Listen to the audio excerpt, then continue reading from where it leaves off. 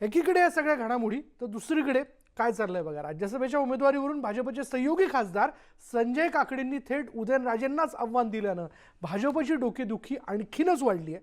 उदयनराजेंचं भाजपमधलं योगदान काय असा खडा सवालच उपस्थित करत काकडेंनी राज्यसभेच्या उमेदवारीवर दावा ठोकलाय आणि त्यामुळे राज्यसभेच्या उमेदवारीवरून भाजपमध्ये आत्तापासूनच घमासान सुरू झाल्याचं बघायला मिळतंय।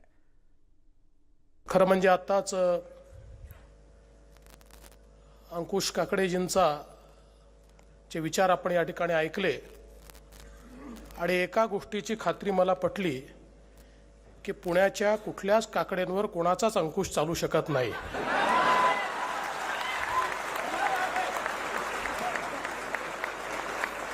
म्हणजे एक आमचे सोबत आहेत ना, त्यामुळे मला अधिक माहिती आहे। फडणवीसांचं हे विधान खासदार संजय काकडेंनी अवघ्या 4च दिवसात खरं करून दाखवलंय। राज्यसभेसाठी भाजपकडून साताऱ्याचे माजी खासदार उदयनराजेंचं नाव चर्चेत येताच संजय काकडेंनी त्यांच्या पक्षासाठीच्या योगदानावरच मोठं प्रश्नचिन्ह उपस्थित केलंय। ते काल आले ते पडले, म्हणजे आमच्या पक्षाची एवढी मेहनत एवढी ताकद देऊन पण त्यांना एक 80 वर्षाच्या वयग्रस्त व्यक्तीने जो 10 वर्ष पूर्ण बाहेर होता सत्तेच्या, श्रीनिवास पाटील त्यांच्यासारख्या माणसांनी पाडलं।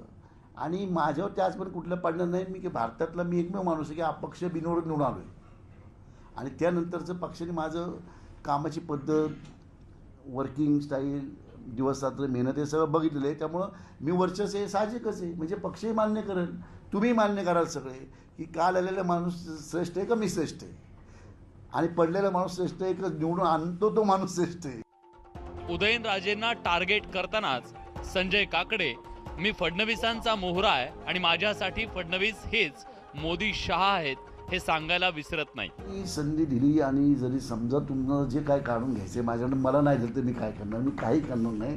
देवेंद्र फडणवीसवर आणि भारतीय जनता पक्षावर माझा विश्वास आहे, ते जे निर्णय घेतील ते मी मागे हसत हसत स्वीकारलेले आहेत, ह्यावेळेस हसत हसत स्वीकार। एप्रिलमध्ये होणाऱ्या राज्यसभा निवडणुकीत भाजपचे 3 उमेदवार निवडून जाऊ शकतात, पण त्यासाठीही मोठी रस्सीखेच आहे। उदयनराजे भोसले, रामदास आठवले, हंसराज अहिर, विजय रहाटकर आणि संजय काकडे असे 5 जण भाजपकडून इच्छुक आहेत। कदाचित म्हणूनच काकडेंनी आतापासूनच उदयनराजेंना टार्गेट केलं असावं। भाजपचे सहयोगी खासदार संजय काकडे यांनी भाजपच्याच नेत्यांवर टीका करण्याची ही काही पहिलीच वेळ नाहीये। लोकसभेलाही त्यांनी गिरीश बापटांना अशाच पद्धतीने लक्ष केलं होतं, आताही राज्यसभेवेळी त्यांनी उदयनराजे महाराजांवर टीका केली, त्यामुळे भाजपची डोकेदुखी आणखीनच वाढली आहे। संजय काकडे हे भाजपचे सहयोगी खासदार असले तरी सर्वपक्षीय नेत्यांच्या नेहमी संपर्कात असतात।